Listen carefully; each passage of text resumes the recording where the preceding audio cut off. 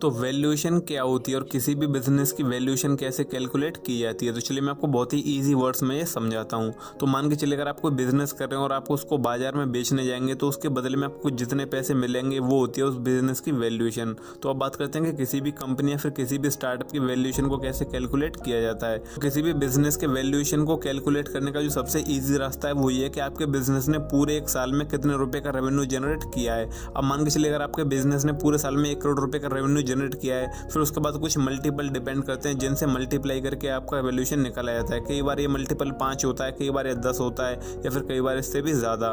तो बात करते हैं कि मल्टीपल क्या होता है। तो ये मल्टीपल होता है जो भी इन्वेस्टर्स आपके बिजनेस में इन्वेस्ट करना चाहते हैं, फिर जो भी लोग आपके धंधे को खरीद रहे हैं वो ये देखते हैं कि आपके पास कितनी स्ट्रॉन्ग टीम है, आपका जो बिजनेस है वो प्रॉफिटेबल है या फिर लॉस मेकिंग है, या फिर आपके जो कंपटीटर्स हैं वो आपसे आगे हैं फिर आपसे पीछे हैं, और फ्यूचर में कितने ज़्यादा चांसेस हैं कि आपका बिजनेस ग्रो होगा, वो बहुत तेजी से एक्सपेंड करेगा। तो ये सभी फैक्टर्स होते हैं जिनको ध्यान में रखकर आपको मल्टीपल दिया जाता है इन्वेस्टर्स के द्वारा। तो ये मल्टीपल कभी 5 होता है, कभी 3 होता है, कभी 10 होता है, फिर कभी इससे भी ज़्यादा।